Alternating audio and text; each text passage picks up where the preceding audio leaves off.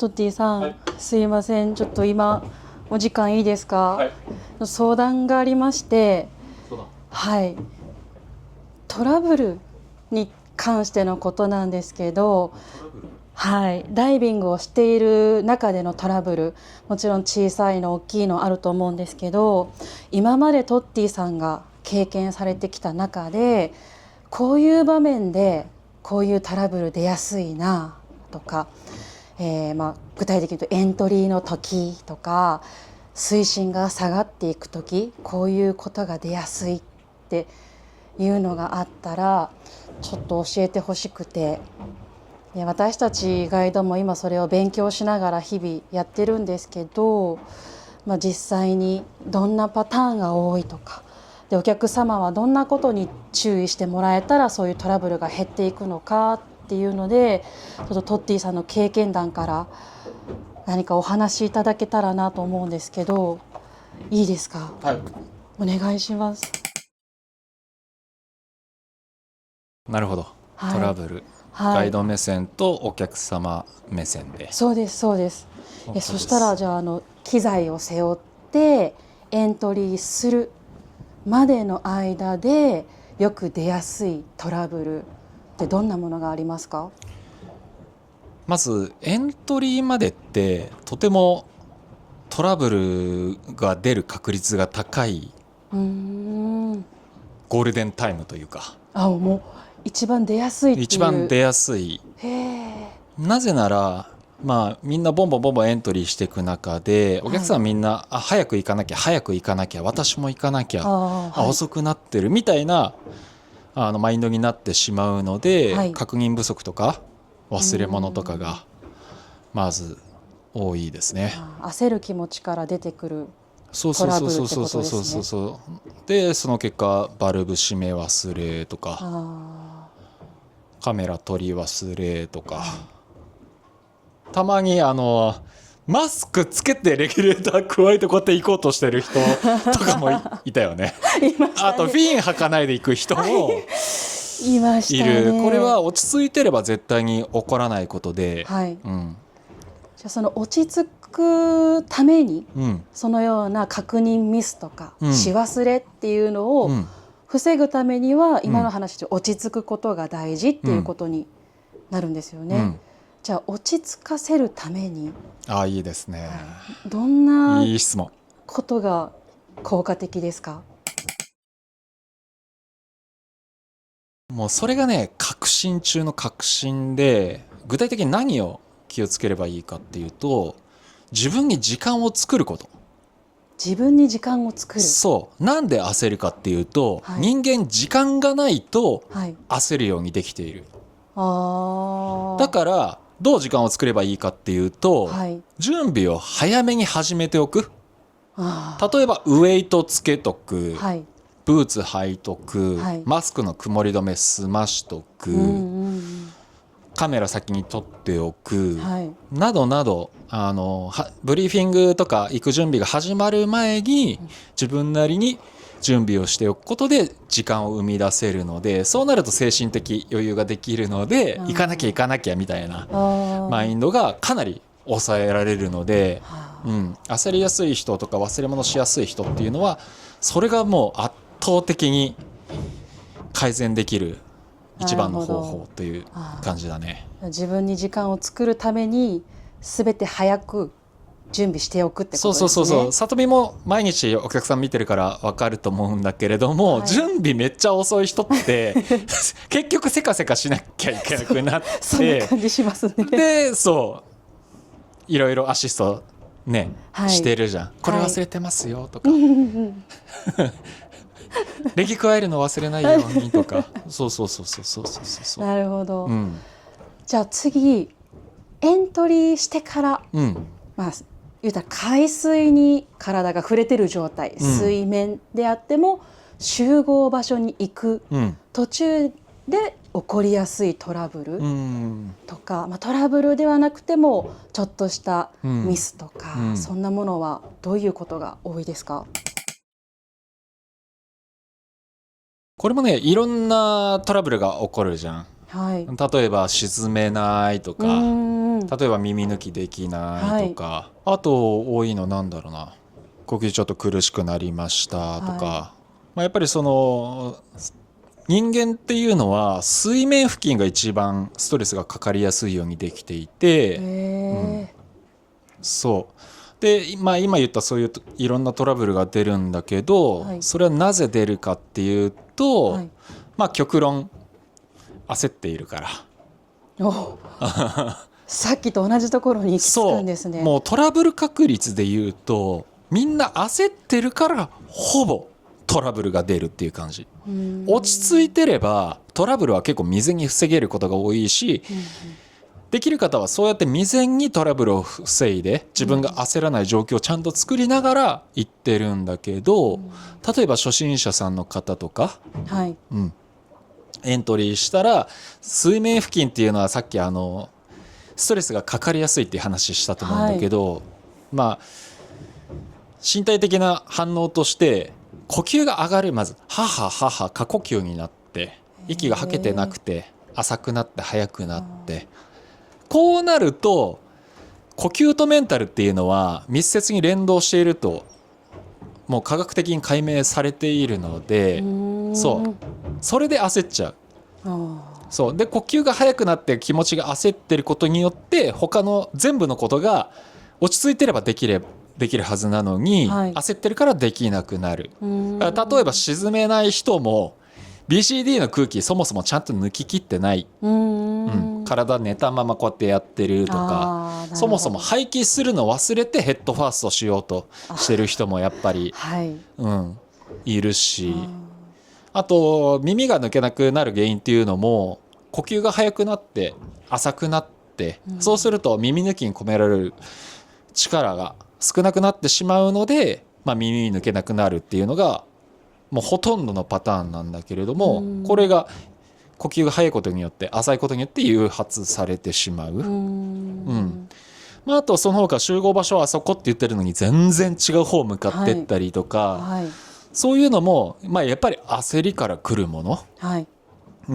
焦りから来る人がさらにヘッドファーストとかで入ってったらさらに焦る状況になるので、フィートファーストで足から入っていけば、まだ視野も開けているし、周りが見えて情報を取り込めていれば、変な方行きそうになってもみんなあっち行ってるからあっちだなとかって気づけることも多いじゃん。だからそうやって焦らない状況を自分に作らないで、あとはちょっとやっぱり人間だからどうしても小さな焦りっていうのは出てくる、その時に焦るな私落ち着いていこうっていうふうに心がけていけば、もうそのいろんなストレスは取り除けるけど、逆にそこをちゃんと向き合えなければミスりやすい人はこれから先もずっといろんなミスを起こしていく。もう結局いたちごっこ。前回はウエイトつけ忘れましたよね、次はウエイトは注意してるけど、マスクつけ忘れましたとかレギュレーターつけないで飛び込みましたとか、バルブ開け忘れましたとか、結局その一番原因になっているところをしっかり取り除いてあげないと、もういたちごっこ。そうさっきトッティさんの言ってた落ち着け私って思って自分に余裕を持たせる、落ち着かせていくっていう方法だったんですけど、そうやって自分に言い聞かせるっていうことが一番の方法ですか？やるべきことをシンプルに明確にしておく。この後私はこれをするっていうことですか？これのトレーニングっていうのは実はダイビング前にもできることで、機材つけたらマスクつけてレギュレーターつけて降りていって、まずしっかり BCD 空気抜く、BCD の空気抜くって思ってれば多分抜けると思うんだよね。で集合場所はあそこ、集合場所はあそこ、っていう感じで大体そのルーティーンがあるので、その手順をしっかり確認しておく。準備不足っていうのもやっぱりミスを誘発してしまう原因じゃん。ダイビングに限らず仕事とかもそうだけれども、だから直前でいいのでチラッとでいいのでその段取りを確認しておく。あとダイビングショップによってやり方が違ったりもするから、初日のブリーフィングとか船の説明とか、はい、そういうものの説明はしっかり聞いておいて、ツボをちゃんと押さえておくっていうのが大事かなと思うね。そしたら次トッティさん、ダイビング中、はい、もうエントリーも終わって集合も終わった後のダイビング中で、いろんなトラブルあると思うんですけど、もしそれが自分に起こった時、それ以上に大きいトラブルにしないようにしたりとかするための気をつける方法って何かありますか？あるね。これはもう絶対的に全てのダイバーがこれは心がけといた方がいいなっていうものがね、あります。はい、何ですか？まずは止まって落ち着いて対処しましょう。止まって、もちろんドリフトダイビングとかだとそもそも止まれるシチュエーションがないから難しかったりするんだけど、止まれるシチュエーションがあるんだったら止まって落ち着いて対処しましょう。泳ぎながらだと結局その焦りながらずっとトラブル対処をしなきゃいけないことになるから、物理的に着底して止まることができれば、まず自分の気持ちっていうのが落ち着くので冷静に対処できることが多い。かつまず泳いでいる時にお客様が止まっているとガイドが気づきやすい。あの人なんかあったな。なるほど。そう、確かに気づいてもらいやすい、泳ぎながらだったら見逃されてるかもしれない、だからまずは止まって落ち着いて対処しましょうっていうのが一つ、であとはガイドの近くにいましょうっていうこと。なるほど。そうやっぱり経験がなかったり自分が焦ってたりすると自分でトラブル対処が難しいこともやっぱり結構あるし、そういう時にガイドっていうのはいち早く気づく訓練をしていたり、そういう目線で案内もしているので、そうガイドさんを頼りましょうと。なるほど。そう傷口が広がって、その後一緒に潜ってる皆さんに迷惑かけるぐらいだったら、ガイドさんの力を使って、そう解消するっていうのも一つの手。そうですね。そうで今まで俺過去の経験でもあるんだけど、そういう方に限ってちょっと遠慮しがちでめちゃくちゃ後ろに行きがち。なるほど。不安な人ほど後ろに行きがち、できる人ほど前来ちゃうみたいな。そうだから、ガイドするときにはできるだけレベルの低い人を前に行って、ほらうちのトレーニングをやっているけれども、他のところではそういうふうに布陣してくれなかったり、くれなかったりっていうか、自由にどうぞっていう感じだと思うんだけど、自分からあえて前の方に行く、後ろだとやっぱり見えないしガイドからも何が起こってるのか、そうですね。そうで焦ってるのって人と人だから、その所作とか目線とか表情そういうのでガイドっていうのは気づけるんだけど、この距離だったら気づけるよ、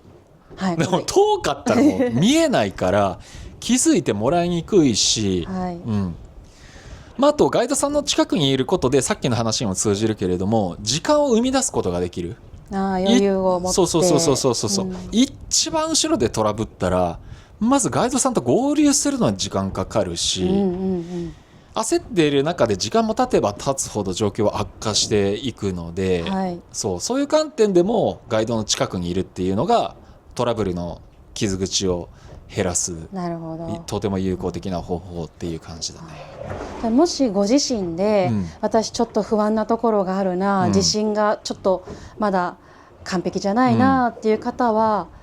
いっそ潜る前に担当ガイドに近く泳がせてくださいっていうのも手ですか？そうそれはすごくいい。やっぱり事前のコミュニケーションっていうのが一番大事で、私はこれが苦手です、頑張りますけれども苦手ですっていうのをちゃんと伝えておく、もうお客様からの申告ですね。そうやっぱりそのファンダイバーって一からずっと自分でスキルアップしていくっていうことが前提になっていて、当然未熟な人がいれば上手な人もいていろんなレベルの人がいるわけなんだけれども、苦手なことを苦手ですと最初に申告しておくのは恥ずかしいことではなくて、とても周りの人のことを考えつつ自分のことも周りのことも配慮できたいい行動。あとガイドさんって聞きもガイドしやすいしね、苦手なこと。そうですね、後出しが一番辛いからやっぱり、いやめちゃくちゃ早かったみたいなのとか、